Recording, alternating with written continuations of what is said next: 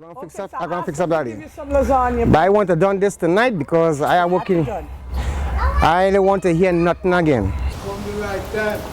Blood! In a certain backyard in NDG, where many friendships have been cemented, Get a stick, a piece of wood or some kind of thing and stir it. but where it seems this evening that everything threatens the creative process, Go inside before mosquito bites you. it certainly helps to have people around What's up, Montreal? like Andy Ramirez, Well, I'm making a some back piece similar to this here. and his jokes. Similar to this piece here for the girls and them. You know what I'm saying? So when they come out, they're gonna look nice like me. Right, ladies? Yeah.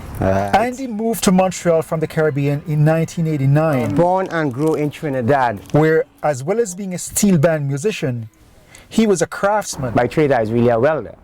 As I tell you, I like to work with my hands. But for the last 22 years, instead of fusing metal, he's been helping to bind his culture together Fiberglass tape, when that hold together, is like a welding. using wires and tape. Andy is a wire bender. Wire bending is just wire you take and you bend into a style you want to play for the carnival.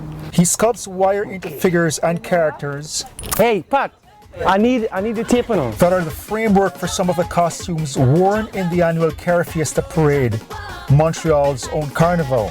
I'm gonna tell you, it's very time consuming. And he has spent many a sleepless night in the days leading up to the Carifiesta parade just to get the costumes ready. But his method and talent do help to make things easier and quicker.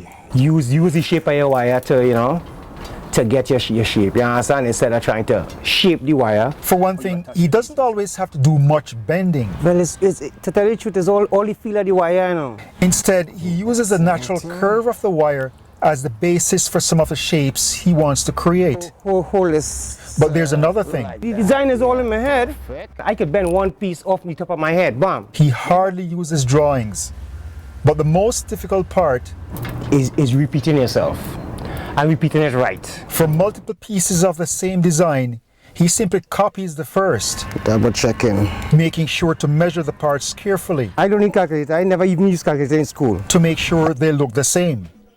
But there's one thing that's weighing on Andy's mind. The art is dying. That concerns some in the Caribbean communities because it's a tradition they brought with them to Montreal. There are still some people doing a fair bit of it. 'cause But the there's number of still wire people- benders helping to create costumes for Carifiesta has dropped over the years. I think the worry or a worry with any culture is as you become more modern and progressive, what is the degree and what is the rate of our succession where we're passing on the art of wire bending to other people? The younger ones, they're really into the wire bending and all of that. All they want to do is put on their costume and jump down the road.